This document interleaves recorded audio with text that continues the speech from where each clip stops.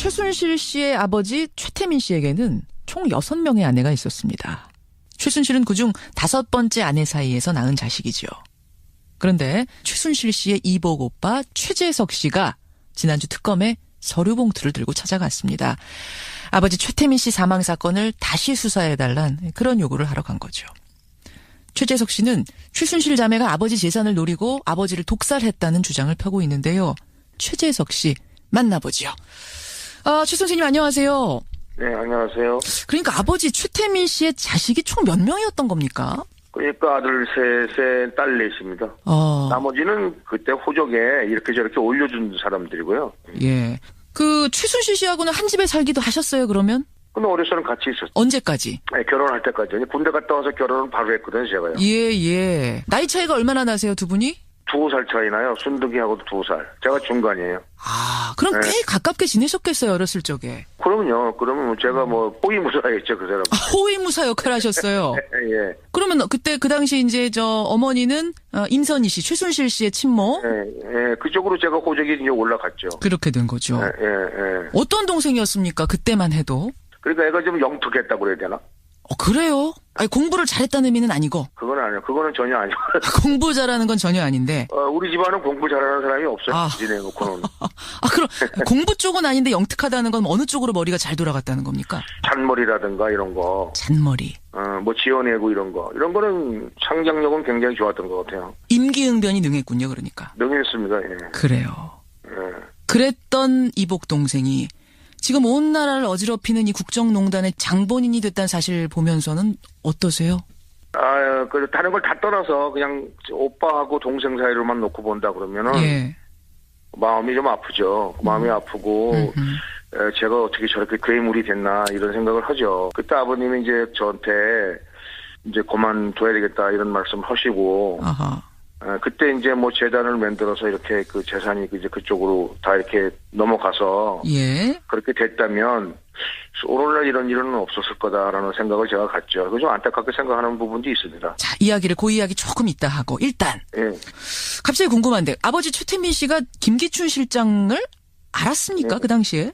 예, 그 당시에는 모르겠는데 한 84년도인가 그때 제가 본 적이 있죠. 아버지 사무실에서. 아버지 사무실에서 김기춘 실장을. 네. 최순실 씨는 몰랐을까요? 서로 몰랐을까요? 최순실, 김기춘은? 나도 아는데 어떻게 몰라요, 지가? 근데 나는 거기에 관여한 사람도 아닌데, 거기 그 봉사단에. 근호화 봉사단 말씀드리는 겁니다, 지금. 거기서 나는 사무실에 됐으니까. 그분이 난 못 봤다, 난 넌 모른다, 그렇게 얘기할 수도 있겠죠. 그럼 나는 본 거라고 말씀드리는 거죠. 우병우 수석의 장모가 그 최태민 씨의 구국봉사단 단원이었다는 박영선 의원의 의혹 제기가 있었는데. 맞습니다.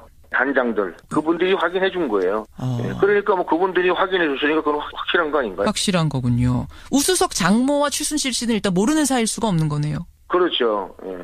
그건 모르는 사이가 있을 수가. 지금 자기는 학생회장이었고 그분은 단장인데 모르겠네요. 근데 우수석은 청문회에서 우리 장모하고 최순실은 모르는 사이다 이렇게 딱 잡아댔거든요. 서로 몰라야 서로 주고받고 도와주고 그러지 않을까요? 나중에라도. 그렇군요. 여하튼 장남 최재석 씨는 특검에 가서 참고인 조사 받고 오셨죠? 네. 근데 지난주 10일에는 부르지도 않았는데 또 가셨어요. 서류 봉투를 들고. 아버지 사망을 재조사해달라 이렇게 요구하셨네요. 네, 그렇습니다. 저는 타살 당했다고 확신을 가지고 있어요. 저는. 확신이라고까지 하실 수 있습니까? 저는 그렇게 되죠. 그 아들 입장에서는 확신인 거죠. 아버님이 나하고 사우나를 한번 갔었는데, 아버님이, 이거, 이제 그만둬야 되겠다. 이거 재산을 좀 돌려줘야 되겠다. 이런 말씀 하시더라고요. 이거 그만두고 그분한테 재산 돌려줘야 되겠다. 네. 근데 재단 같은 걸 만들 생각을 갖고 있었던 것 같아요. 그 다음에 이제 제가 이제 중국에 가서, 내가 중국에 90년대에 들어갔거든요. 1990년도. 그러다 거기 이제 지사장으로 근무하고 있었는데, 사업을 한번 해보고 싶더라고요, 제가, 개인적으로. 그래서 나와서 아버지한테 내 사업 자금 대달라 이렇게 얘기를 했죠. 그래서 이제 집에 가서 아버지하고 이제 그 얘기를 하는데 아버지가 갑자기 근거를 열어 보이시면서 이게 내가 준비하고 있다. 그러니까 지금은 내가 널 줄 수는 없다. 지금은. 이거 다 끝나고 나거나 이럴 때 한다. 그렇게 이제 이렇게 말씀하셨거든요. 그래서 나는 좀 아버지가 준비를 많이 하는구나. 그리고 나는 그런 생각이었죠. 그러면 이제 VIP를 만들기 위해서. 아, 잠깐만요. 그러니까 네. 그때 일단 금고에는 돈이 얼마나 있었습니까? 90년대? 나중에 예. 그 아버지가 누런 봉투 2개를 주셨어요. 예. 근데 부동산 뭐 등기부등본 이런 건데 이거보다 내가 갖고 있는 이 동산이 너무 많아 이렇게 말씀하셨거든요. 그런데 내가 나중에 나와서 이제 아버지 돌아가시고 난 다음에 이 건물들을 다 가격대로 쭉 조사했어요. 예. 그런데 대략 한 1,000억 정도 되더라고요. 현금은 그럼 어느 정도나? 그러니까 그거보다 많다고 했으니까 한 뭐 2,000억 정도 된다고 보고 한 3,000억 이렇게 보는 거죠. 그 당시 돈으로 2,000억에서 3,000억. 예. 90년대. 이렇게 보는 거죠. 예. 근데 VIP를 만들려고 한다. 이건 무슨 말이에요? 그러니까 이제 그분을 갖다 VIP를 만들려고 하셨던 것 같아요, 아버지는요. 박근혜 대통령 만들기 프로젝트 뭐 이렇게 되는 겁니까? 글쎄 나는 그분의 성함을 입에 담고 싶지 않으니까 그분이라고 예. 하죠, 뭐. 그러시죠, 예. 예. 그분 하는 데에 이게 한 1조가량 선거장, 대통령 선거를 하는데 한 1조가량 든대요. 1조를 모아야 된다. 그런 얘기를 막 하셨어요. 예, 1조가 돼야 된다. 그러니까 지금 만드는 중이니까. 예. 이건 너한테는 뭐 지금 이거 뭐 내 돈 내가 뭐 쓰려고 모은 돈도 아니니까 너한테 이렇게 막 재산 형식으로 나눠줄 수도 없다. 그래서 내가 이제 그랬죠. 아이고 순실이 뭐 다 이렇게 건물 해놨잖아요. 그거는 차명계좌 차원으로 해놓은 거다. 아, 순실이 이름으로 된 거, 순득이 이름으로 된 건 그건 차명계좌 차원으로 해놓은 거다. 건물은. 예. 그래서 거기 보면 뭐 임시 이런 게 막 들어가 있어요. 나중에 띄워보시면 아시지만. 임시가 뭡니까? 그 임선이. 엄마. 최순실 씨 엄마. 엄마의 친척들. 이런 쪽으로 그 친척의 또 친척들 막 이렇게 난 뭐 알지도 못하는 사람들 이름으로 돼 있는 게 많더라고요. 그래요. 예. 그러니까 그 아버지가 주신 목록에 그런 게 있었어요. 근데 잠깐 여기서 궁금한 게 왜 최태민 씨는 그렇게 박근혜 씨를 왜 이렇게 대통령을 만들어야 되겠다라고 마음을 먹으셨을까요? 아버지 말씀은 전두환 씨한테 그 군부한테 예. 전두환 씨한테 개인한테는 뭐 어쨌는지 모르지만 자관 그 사람들은 수모를 좀 당했나 봐요. 삼천교육대도 갔다 오셨잖아요. 예, 근데 삼척교육대 가서 그 다른 사람들 범죄자처럼 이렇게 한 건 아니고. 예. 그리고 감금당하고 계셨다고 하더라고요. 그러니까 유배 이런 식으로. 예. 그러니까 아버님이 거기서 수모를 상당히 많이 당한 것 같아요. 그래서 내가 박근혜란 사람에게 투자해서 대통령 한번 만들어봐야겠다 이런 생각을 하게 되셨다는 거예요. 그렇죠. 예. 그렇군요. 자, 근데 그거를 내가 이제 그분한테 돌려줘야겠다라는 말씀을 왜 하셨을까요? 그 93년도에 예. 93년도죠. 그 김영삼 대통령이 됐어요. 예. 그래가지고 문민정부 실명제 뭐 이런 거. 그렇죠. 금융실명제. 예, 그리고 그다음에 그 전에 그 노태우 대통령 때 세무조사를 또 한번 당하셨어요, 아버지가. 아하. 조사를 받아서 근영 씨하고 이런 사람들이 진정을 나가지고 이제 뭐 실명제도 되고 돈을 불리고 이러는 데에 대해서는 좀 문제가 있다고 생각하셨던 것 같아요. 그래서 돌려줘야겠다 그분한테. 그러니까 박근혜 대통령한테 돌려줘야겠다라는 말을 아들한테 했는데 그 직후에 돌아가신 거예요? 얼마 있다 돌아가신 거예요? 그러고 나서는 이제 1년 정도 됐죠. 10월달이니까 5월달 들어가서 1년은 안 됐네요.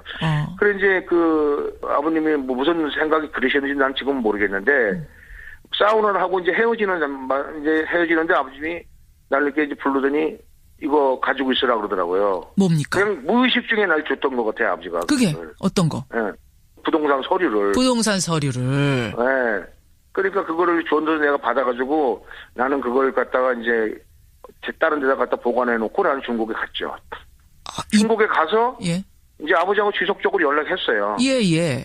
지속적으로 연락하고 한 달에 한두 번 정도 뭐 어떤 때는 이렇게 3번 정도 이렇게 했는데 갑자기 연락이 안 되는 거예요. 4월 초중 정도부터요. 그래서 이제 계속 이제 4번, 5번 해도 안 되고 한 달에. 예. 그래서 이제 계속 어떤 때는 매일 했어요. 2번, 3번도 하고 막. 예. 그러다 안 됐다 싶어서 이제 임선이 전화를 했죠. 집으로. 그랬더니 어디 가셨다, 출타하셨다, 저건 한 수가 없었어요. 그래서 이제 내가 아버지 밑에 있었던 봉사단 단장들. 예. 저하고 친하던 분들한테 전화를 했어요. 예. 아버지가 연락이 안 된다. 이제 그렇게 했죠. 그랬더니 어떤 단장 한 분이 나한테 전화가 왔어요. 예. 아버지가 안 보이신다고. 그게 언제쯤? 안 보이신다고. 몇 달째 안 보이신대요. 몇 달째 안 보이신다. 예. 그래서 이제 제가 계모한테 전화를 했죠. 마지막으로. 임선희 씨한테. 그래서 좀 이렇게 심한 소리를 했어요. 뭐라? 똑바로 말 안 해. 막 이런 식으로 얘기했다고요. 그랬더니 너가 아버지 돌아가셨다 이러더라고요. 경상도 말로. 돌아가셨다 그제서야. 예. 그럼 언제 돌아가셨다고 얘기를 하던가요? 근데 그런 얘기 뭐 묻고 자시고 할 것도 없었어요. 그리고 내가 끊었어요. 예. 뭐 하루를 노래지고 막 이게 뭐 뿅 간다는 말이 있지 않습니까? 그렇죠. 그렇게 되더라고요. 그래서 이제 나 혼자 탐문수사 형식으로 좀 혹시라도 살아계신가 싶어서 찾아다니고 그랬어요. 그랬더니요. 박정희 지금 근해 대통령 집에도 갔어요, 제가. 그러셨어요. 네, 가가지고 22일 가가지고 못 만났어요, 그분을. 박근혜 대통령을. 근데 경비실에 그 경비가 있더라고요. 경비가 그러더라고요. 우리도 찾고 있다고. 우리도 찾고 있다고? 네. 박근혜 대통령 집에 경비가? 네. 그래서 이제 이 집에 갔죠. 음흠. 그래서 가자마자 아무도 어디 계시냐니까 용인에 계신다 그러더라고요. 용인의 산소에 계신다. 그래서 제가 이제 가자 그래가지고 이제 강제로 뭐 내일 가자 뭐 쪽 그런데 쓸데없이 하지만 가자고 택시를 타고 거기서 용인에 가서 갔더니 아버지가 산소가 써져 있더라고요. 그게 이제 진실이 됐잖아요. 그러네요. 그래서 내가 이제 캐나다에 있는 형 작은 집 다 불러들여가지고 이제 순실이 순천이 순득이를 만났어요. 제가 그 역삼동 커피숍에서. 예. 그 나는 이거 너희들 이 죽음에 대해서 나는 이거 인정 못하겠다 이거. 이게 뭐냐? 그랬더니 뭐 그리고 이제 뭐 제사가 그러고 뭐 막 달래더라고요. 예. 그래서 내가 이제 자관 거기서 이제 자리를 박차고 나왔어요. 그리고 내가 병원도 갔다 왔거든요. 그 담당 의사를 만나고 왔어요. 담당 의사는 뭐라고 하던가요 그때? 아버지의 담당. 하셨어요? 그러더라고요. 주치의도 모르고 있어요? 예. 그리고 이제 내가 이제 집에 갔잖아요. 예. 그 집에 첫 번에 딱 갔을 때 순득이하고 장석칠이가 왔더라고요. 장석칠이 누굽니까? 그 순득이 남편이요. 아, 예.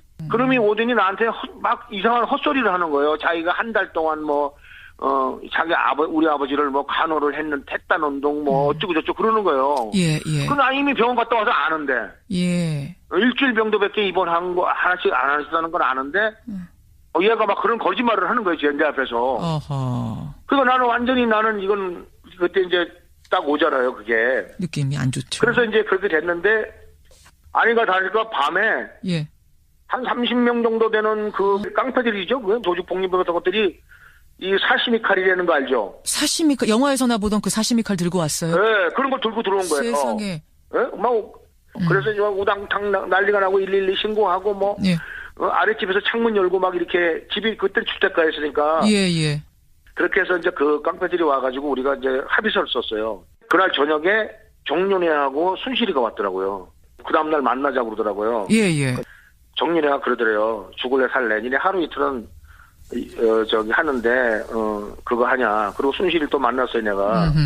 만났더니 김 실장 지금 말하면 그 김 실장 있잖아요. 김기춘 실장. 내가 이 주먹으로 안 되면 권력으로 해서 널 보내버리겠다. 정신병원 같은데 넣어놔버리겠다 이렇게 얘기하더라고요. 아 최순실이 지금 최재석 오빠한테 네.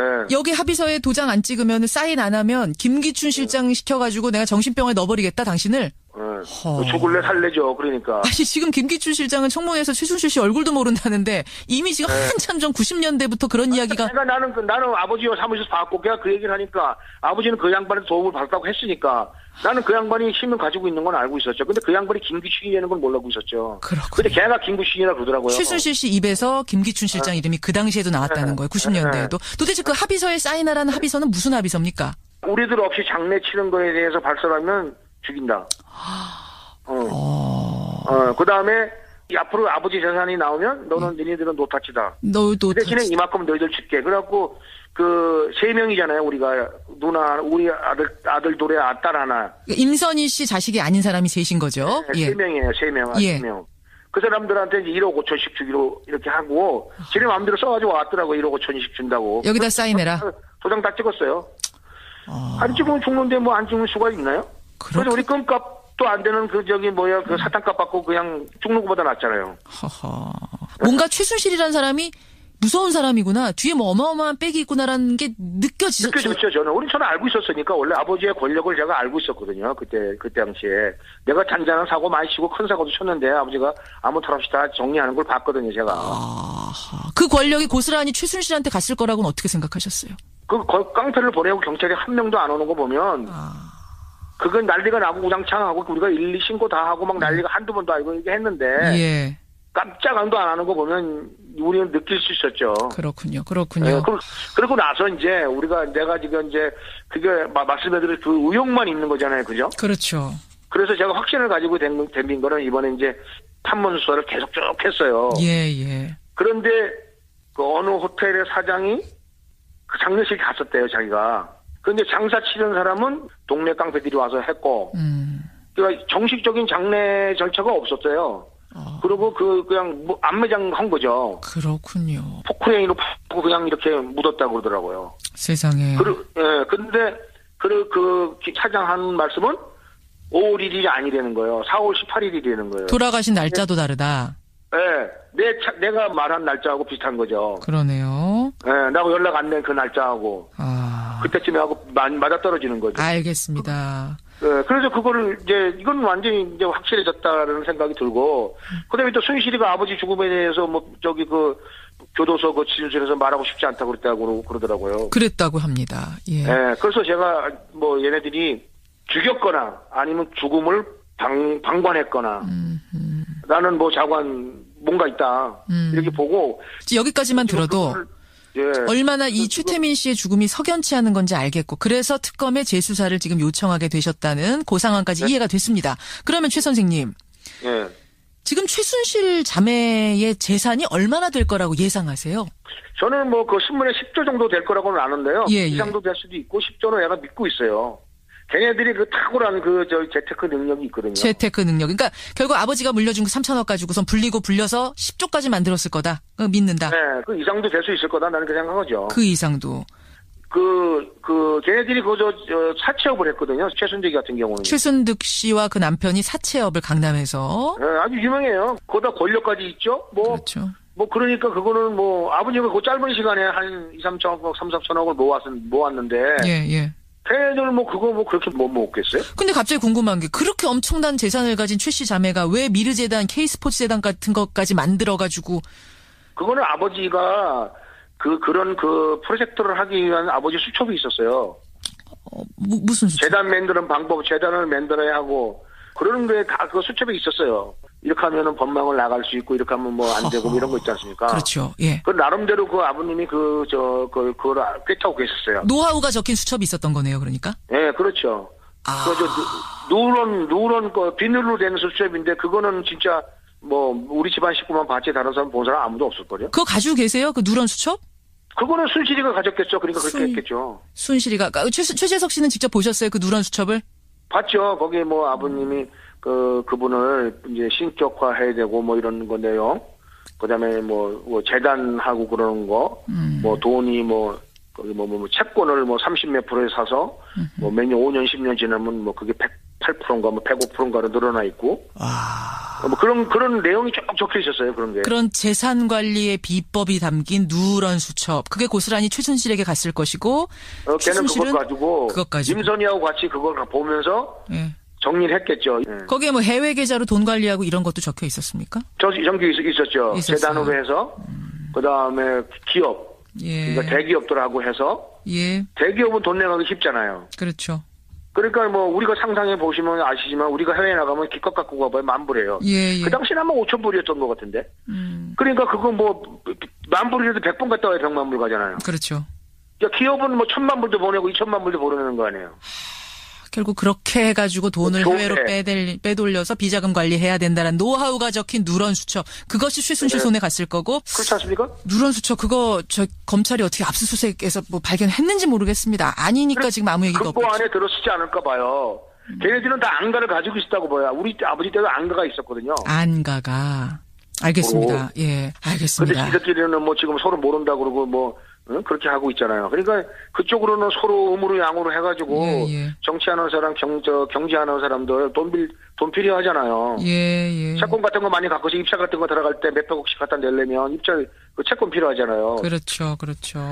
그런 식으로 해서 늘렸을 겁니다. 그러니까 거기 아버지는 거기 보면 깨알같이 적혀 있어요. 아직. 깨알같이 누런 수첩 안에. 네. 그래요. 끝으로 지금 특검이 수사에 박차를 가하고 있는데 특검에다가 좀 당부하고 싶은 점, 이 점을 반드시 밝혀야 한다. 이런 거 뭐가 있어요? 아버지 재산 이런 거는 두 번째고 지금 의문사가 많이 있잖아요. 있죠. 그러니까 그 의문사의 단초가 우리 아버지부터 시작됐다고 보거든요, 저는. 그러니까 아버지를 죽인 사람이 누구는 못 죽이겠어요. 보통 인간들은 그렇게 못하죠. 그리고 이제 그것도 이제 타살권에 대해서 좀 밝혀주셔야 되고. 애들 재산 전부 환수당해서 국가에 다시 국민들에게 돌아가면 제가 좀 여태까지는 지금 뭐 그냥 이게 숨어 살고 뭐 이런 식으로 단지 그분의 아들이라는 거 손가락질 당하고 살고 있는데 예. 좀 이렇게 그 선글라스도 좀 벗고 계속 선글라스 끼고 다니시죠? 네. 그럼 지금 막 미행도 막 해요. 누가 미행을 지금 한다고 생각하세요? 저는 그 기둥들 있지 않습니까? 기득권 세력들 있지 않습니까? 그 뿌리들을 이번에 차단시키지 않으면 예. 또 마찬가지죠. 저는 딱 개돼지로 사는 거죠, 뭐. 신변의 위협을 지금 느끼신단 말씀이에요. 그렇죠. 나도 죽을 수 있어요. 뭐 내가 어디가 있든. 그러니까 이제 저는 지금 여기 딱 와보시면 우리 뭐 인터뷰도 했지만 여기 집 요 주변에 카메라가 13대가 설치돼 있어요. 2중 3중 돼 있어요. 어떤 걸 끊고 들어와도 나 죽으면 기록에 남게. 예, 이렇게 비밀로 돼서 용산시장 가갖고 예. 007 첩보하듯이 이렇게 뭐 삼자적으로 네트워크를 쳐놨어요. 이렇게. 그렇군요. 예. 그러니까 미행을 느낀 적이 있으신 거예요? 아니면 그럴 거라고 생각하시는 거예요? 미행 당했다니까요. 여기가 길이 반듯반듯한 길이 별로 없어요. 예. 꾸불꾸불하죠. 그래서 내가 이제 꾸불꾸불 이상하다 해서 꾸불꾸불 했는데 그거 다 따라오는 거예요, 계속. 그런데 여기 골프장 앞에 급회전하게 할 수 있는 그런 장소가 하나 있었어요. 예. 거길 확 뉴턴을 했는데 거기도 확 뉴턴해서 따라오더라고요. 그거 틀림없는 거죠. 뭐. 그렇군요. 그래서 겁이 엄청 나고 그냥 그날 집에 못 들어오고 여관에 잤어요. 아이고, 알겠습니다. 워낙 지금 세월 당한 것들이 많기 때문에 지금도 신변의 위협을 느낀다 이런 말씀이세요. 진짜 뭐 누구보다도 이번 국정농단 사건이 뿌리까지 뽑히기를 간절하게 바라는 분이라는 생각이 들고 우리 국민들의 마음도 뭐 크게 다르지가 않습니다. 지켜보겠습니다. 오늘 귀한 증언 고맙습니다. 없는 사이다 이렇게 딱 잡아댔거든요. 서로 몰라야 서로 주고받고 도와주고 그러지 않을까요? 나중에라도. 그렇군요. 예. 여하튼 장남 최재석 씨는 특검에 가서 참고인 조사 받고 오셨죠. 네. 예. 근데 지난주 10일에는 부르지도 않았는데 또 가셨어요. 서류 봉투를 들고. 예. 아버지 사망을 재조사해달라 이렇게 요구하셨네요. 네, 그렇습니다. 예. 저는 타살 당했다고 확신을 가지고 있어요. 저는. 확신이라고까지 하실 수 있습니까? 예, 저는 그렇게 되죠. 그 아들 입장에서는 확신인 거죠. 아버님이 나하고 사우나를 한번 갔었는데, 아버님이, 이거, 이제 그만둬야 되겠다. 이거 재산을 좀 돌려줘야 되겠다. 이런 말씀 하시더라고요. 이거 그만두고 그분한테 재산 돌려줘야 되겠다. 네, 근데 뭐 재단 같은 걸 만들 생각을 갖고 있었던 것 같아요. 그 다음에 이제 제가 이제 중국에 가서, 내가 중국에 90년대에 들어갔거든요. 예. 1990년도. 그러다 거기 이제 지사장으로 근무하고 있었는데, 예. 사업을 한번 해보고 싶더라고요, 제가, 개인적으로. 그래서 나와서 아버지한테 내 사업 자금 되달라 이렇게 얘기를 했죠. 예.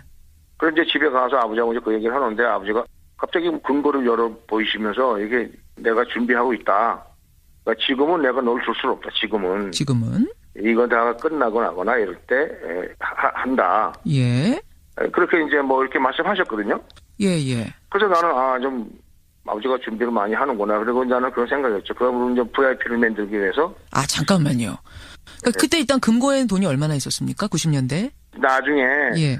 아버지가 누런 봉투 2개를 주셨어요. 예. 근데 부동산 등기부등본 이런 건데, 이거보다 내가 갖고 있는 이 동산이 더 많아. 이렇게 말씀하셨거든요.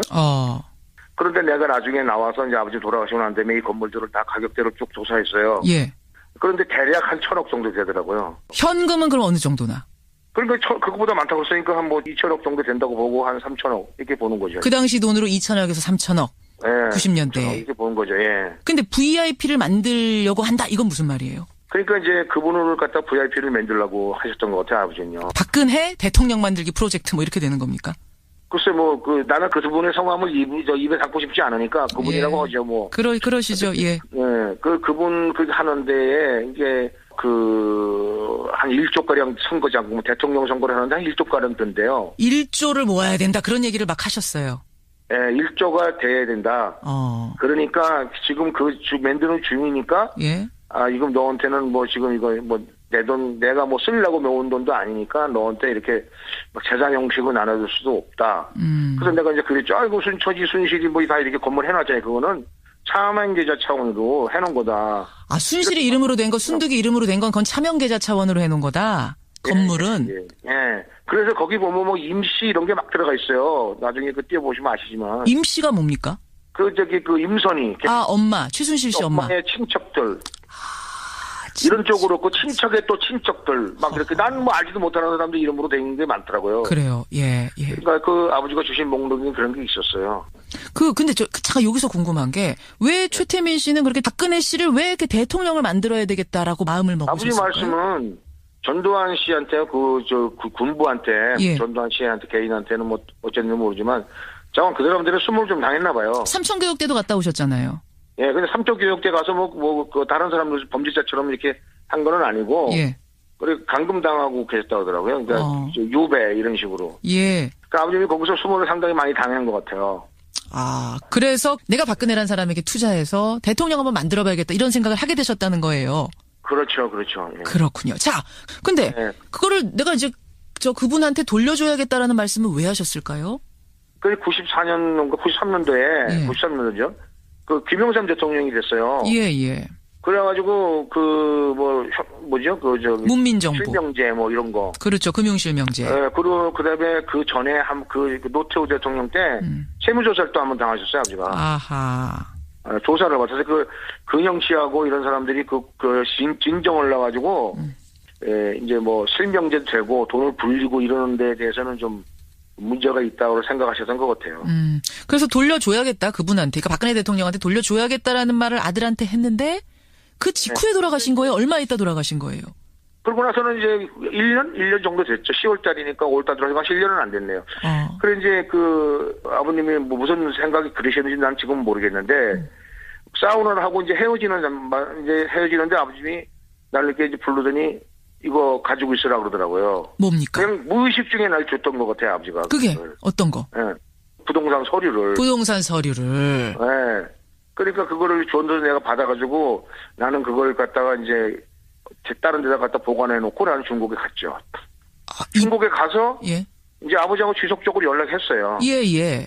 지속적으로 연락하고 한 달에 한두 번 정도 뭐 어떤 때는 이렇게 3번 정도 이렇게 했는데 갑자기 연락이 안 되는 거예요. 4월 초중 정도부터요. 그래서 이제 계속 이제 4번, 5번 해도 안 되고 한 달에. 예. 그래서 이제 계속 어떤 때는 매일 했어요. 2번, 3번도 하고 막. 예. 그러다 안 됐다 싶어서 이제 임선에 전화를 했죠. 집으로.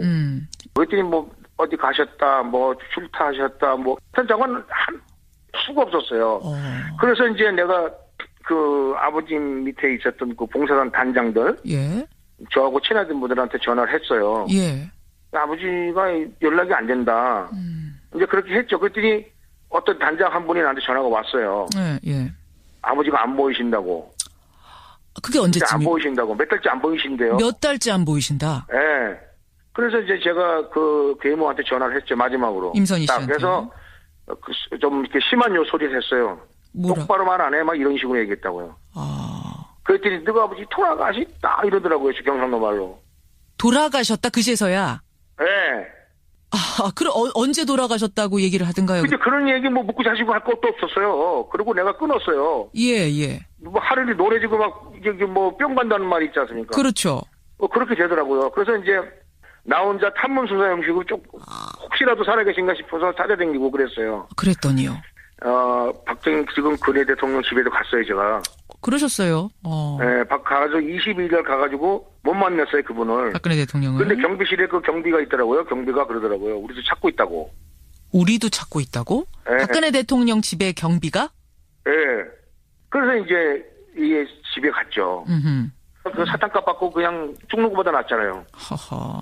뭔가 최순실이라는 사람이 무서운 사람이구나. 뒤에 뭐 어마어마한 백이 있구나라는 게 느껴지죠. 느껴졌죠, 저는 알고 있었으니까. 원래 아버지의 권력을 제가 알고 있었거든요. 그때 당시에. 내가 잔잔한 사고 많이 치고 큰 사고도 쳤는데 아버지가 아무 탈 없이 다 정리하는 걸 봤거든요, 제가.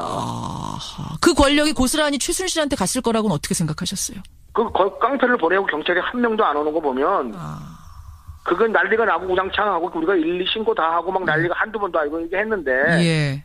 깜짝도 안 하는 거 보면 우리는 느낄 수 있었죠. 그렇군요. 네, 그러고 나서 이제 내가 지금 이제 그게 말씀해드릴 그 의혹만 있는 거잖아요, 그죠? 그렇죠. 그래서 제가 확신을 가지고 된 거는 이번에 이제 탐문 수사를 계속 쭉 했어요. 예. 그런데 그 어느 호텔의 사장이 그 장례식 갔었대요, 자기가. 그런데 장사 치는 사람은 동네 깡패들이 와서 했고, 그러니까 정식적인 장례 절차가 없었어요. 그리고 그냥 뭐 안매장 한 거죠. 그렇군요. 포크레인으로 파고 그냥 이렇게 묻었다고 그러더라고요. 세상에. 근데 그 차장 한 말씀은 5월 1일이 아니라는 거예요. 4월 18일이 되는 거예요. 돌아가신 날짜도 다르다. 네, 내가 말한 날짜하고 비슷한 거죠. 그러네요. 네, 나하고 연락 안 된 그 날짜하고. 그때쯤에 하고 맞아 떨어지는 거죠. 알겠습니다. 네, 그래서 그거를 이건 완전히 이제 확실해졌다라는 생각이 들고, 그 다음에 또 순실이가 아버지 죽음에 대해서 교도소 진술에서 말하고 싶지 않다고 그러더라고요. 그랬다고 합니다. 예. 네, 그래서 제가 얘네들이 죽였거나 아니면 죽음을 방관했거나 나는 자관 뭔가 있다 이렇게 보고 여기까지만 들어도 얼마나 이 최태민 씨의 죽음이 석연치 않은 건지 알겠고 그래서 특검에 재수사를 지금 요청하게 되셨다는 그 상황까지 이해가 됐습니다. 그러면 최 선생님, 지금 최순실 자매의 재산이 얼마나 될 거라고 예상하세요? 저는 그 신문에 10조 정도 될 거라고는 아는데요. 이상도 될 수도 있고 10조는 내가 믿고 있어요. 걔네들이 탁월한 재테크 능력이 있거든요. 재테크 능력. 그러니까 결국 아버지가 물려준 그 3천억 가지고선 불려서 10조까지 만들었을 거다. 믿는다. 네, 그 이상도 될 수 있을 거다. 나는 그 생각하죠. 그 이상도. 걔네들이 사채업을 했거든요. 최순득 같은 경우는. 최순득 씨와 그 남편이 사채업을 강남에서. 네, 아주 유명해요. 거기다 권력까지 있죠. 그렇죠. 그러니까 그거는 아버지가 그 짧은 시간에 한 2-3천억, 3-4천억을 모았는데. 예. 걔네들 그거 그렇게 못 모았겠어요? 근데 갑자기 궁금한 게 그렇게 엄청난 재산을 가진 최 씨 자매가 왜 미르재단, K스포츠 재단 같은 것까지 만들어가지고. 그거는 아버지가 그런 프로젝트를 하기 위한 아버지 수첩이 있었어요. 무슨 수첩? 재단 만드는 방법, 재단을 만들어야 하고, 그런 게 다 그 수첩에 있었어요. 이렇게 하면은 법망을 나갈 수 있고, 이렇게 하면 안 되고, 이런 거 있지 않습니까? 그렇죠, 예. 나름대로 아버님이 그걸 꿰차고 계셨어요. 노하우가 적힌 수첩이 있었던 거네요, 그러니까? 예, 그렇죠. 누런 비닐로 된 수첩인데, 그거는 진짜, 우리 집안 식구만 봤지, 다른 사람 본 사람 아무도 없을걸요? 그거 가지고 계세요? 그 누런 수첩? 그거는 순실이가 가졌겠죠. 그러니까 그렇게 했겠죠. 순실이가. 최재석 씨는 직접 보셨어요? 그 누런 수첩을? 봤죠. 거기에 아버님이 그분을. 최순실 씨의 아버지 최태민 씨에게는 총 6명의 아내가 있었습니다. 최순실은 그중 5번째 아내 사이에서 낳은 자식이죠. 그런데 최순실 씨의 이복 오빠 최재석 씨가 지난주 특검에 서류 봉투를 들고 찾아갔습니다. 아버지 최태민 씨 사망 사건을 다시 수사해달란 그런 요구를 하러 간 거죠. 최재석 씨는 최순실 자매가 아버지 재산을 노리고 아버지를 독살했다는 주장을 펴고 있는데요. 최재석 씨 만나보죠. 최 선생님 안녕하세요. 네, 안녕하세요. 그러니까 아버지 최태민 씨의 자식이 총 몇 명이었던 겁니까? 그러니까 아들 셋, 딸 넷입니다. 나머지는 그때 호적에 이렇게 저렇게 올려준 사람들이고요. 예. 최순실 씨하고는 한 집에 살기도 하셨어요, 그러면? 근데 어려서는 같이 있었죠. 언제까지? 네, 결혼할 때까지. 군대 갔다 와서 결혼을 바로 했거든요, 제가요. 예. 나이 차이가 얼마나 나세요, 두 분이? 2살 차이 나요. 순득이하고도 2살. 제가 중간이에요. 그럼 꽤 가깝게 지내셨겠어요, 어렸을 적에. 그럼요. 그러면 제가 호위무사였죠, 그 사람. 호위무사 역할 하셨어요? 예. 그러면 그때 그 당시 이제 어머니는 임선희 씨, 최순실 씨의 친모? 예. 그쪽으로 제가 호적이 이제 올라갔죠. 그렇게 된 거죠. 예. 어떤 동생이었습니까? 그때만 해도? 그러니까 애가 좀 영특했다고 그래야 되나? 그래요? 공부를 잘했다는 의미는 아니고? 그건 아니에요. 그거는 전혀 아니고. 공부 잘하는 건 전혀 아닌데? 우리 집안은 공부 잘하는 사람이 없어요. 지내놓고는. 그럼 공부 쪽은 아닌데 영특하다는 건 어느 쪽으로 머리가 잘 돌아갔다는 겁니까? 잔머리라든가 이런 거. 잔머리. 지어내고 이런 거. 이런 거는 창작력은 굉장히 좋았던 것 같아요. 임기응변이 능했군요, 그러니까. 능했습니다, 예. 그래요. 예. 그랬던 이복 동생이 지금 온 나라를 어지럽히는 이 국정농단의 장본인이 됐다는 사실 보면서는 어떠세요? 다른 걸 다 떠나서 그냥 오빠하고 동생 사이로만 놓고 본다 그러면은 마음이 좀 아프죠. 마음이 아프고 제가 어떻게 저렇게 괴물이 됐나 이런 생각을 하죠. 그때 아버님이 이제 저한테 이제 그만둬야 되겠다 이런 말씀 하시고 그때 이제 재단을 만들어서 이렇게 그 재산이 이제 그쪽으로 다 이렇게 넘어가서 그렇게 됐다면 오늘날 이런 일은 없었을 거다라는 생각을 제가 갖죠. 그래서 좀 안타깝게 생각하는 부분도 있습니다. 자, 그 이야기 조금 이따 하고 일단 갑자기 궁금한데 아버지 최태민 씨가 김기춘 실장을 알았습니까? 그 당시에? 예, 그 당시에는 모르겠는데 한 84년도인가 그때 제가 본 적이 있죠, 아버지 사무실에서. 아, 아버지 사무실에서 김기춘 실장을. 예. 최순실 씨는 몰랐을까요? 서로 몰랐을까요? 최순실, 김기춘은? 나도 아는데 어떻게 몰라요, 지가? 근데 나는 뭐 거기에 관여한 사람도 아닌데, 거기 그 봉사단에. 예. 근화 봉사단 말씀드리는 겁니다, 지금. 예. 거기서 나는 사무실에 됐으니까. 그분이 난 못 봤다, 넌 모른다. 뭐 그렇게 얘기할 수도 있겠죠. 그럼 나는 본 거라고 말씀드리는 거죠. 예. 우병우 수석의 장모가 최태민 씨의 구국봉사단 단원이었다는 박영선 의원의 의혹 제기가 있었는데. 맞습니다. 단장들 그분들이 확인해 준 거예요. 예, 그러니까 뭐 그분들이 확인해 줬으니까 그건 확실한 거 아닌가요? 확실한 거군요. 우수석 장모와 최순실 씨는 일단 모르는 사이일 수가 없는 거네요. 그렇죠. 예. 그건 모르는 사이가 있을 수가. 지금 자기는 학생회장이었고 그분은 단장인데 모르고 있네요. 근데 우수석은 청문회에서 우리 장모하고 최순실은 그래서 가자마자 아무도 어디 계시냐니까 용인에 계신다 그러더라고요. 용인의 산소에 계신다. 그래서 제가 이제 가자 그래가지고 이제 강제로 내일 가자 좀 그런데 쓸데없이 하지만 가자고 택시를 타고 거기서 용인에 갔더니 아버지가 산소가 써져 있더라고요. 그게 이제 진실이 됐잖아요. 그러네요. 그래서 내가 이제 캐나다에 있는 형 작은 집 다 불러들여가지고 이제 순실이 순천이 순득이를 만났어요. 제가 그 역삼동 커피숍에서. 예. 나는 이거 너희들 이 죽음에 대해서 나는 이거 인정 못하겠다 이거. 이게 뭐냐? 그랬더니 그리고 이제 제사가 그러고 막 달래더라고요. 예. 그래서 내가 이제 거기서 이제 자리를 박차고 나왔어요. 그리고 내가 병원도 갔다 왔거든요. 그 담당 의사를 만나고 왔어요. 담당 의사는 뭐라고 하던가요, 그때? 아버지의 담당 의사. 하셨어요? 그러더라고요. 주치의도 모르고 있어요? 예, 그리고 이제 내가 이제 집에 갔잖아요. 예. 집에 첫 번에 딱 갔을 때 순득이하고 장석칠이가 왔더라고요. 장석칠이 누굽니까? 그 순득이 남편이요. 아, 예. 그러면 오더니 나한테 막 이상한 헛소리를 하는 거예요. 자기가 한 달 동안 우리 아버지를 간호를 했단 운동 어쩌고저쩌고 그러는 거예요. 예. 그건 나 이미 병원 갔다 와서 아는데. 예. 일주일 정도밖에 입원한 거 하나씩 안 하셨다는 건 아는데. 얘가 막 그런 거짓말을 하는 거예요, 제 앞에서. 어허. 그러니까 나는 완전히 이건 그때 이제 딱 오잖아요, 그게. 느낌이 안 좋죠. 그래서 이제 그렇게 됐는데 아닌가 다를까 밤에. 예. 한 30명 정도 되는 그 깡패들이죠. 그 도둑 폭력배 같은 것들이 이 사시미 칼이라는 거 알죠? 사시미 칼, 영화에서나 보던 그 사시미 칼 들고 왔어요? 네, 그런 걸 들고 들어온 거예요. 세상에. 네? 그래서 이제 우당탕 난리가 나고 112 신고하고 예. 아랫집에서 창문 열고 막 이렇게 집이 그때 주택가였으니까. 예. 그렇게 해서 이제 그 깡패들이 와가지고 우리가 이제 합의서를 썼어요. 그날 저녁에 정윤회하고 순실이가 왔더라고요. 그 다음날 만나자고 그러더라고요. 예. 정윤회가 그러더래요. 죽을래 살래. 니네 하루 이틀은 하는데 그거 하냐. 그리고 순실이를 또 만났어요, 내가. 만났더니 김 실장 지금 말하면 김 실장 있잖아요. 김기춘 실장. 내가 이 주먹으로 안 되면 권력으로 해서 널 보내버리겠다. 정신병원 같은데 넣어놔버리겠다. 이렇게 얘기하더라고요. 아, 최순실이 지금 최재석 오빠한테 네. 여기 합의서에 도장 안 찍으면 사인 안 하면 김기춘 실장 시켜가지고 내가 정신병원에 넣어버리겠다, 당신을.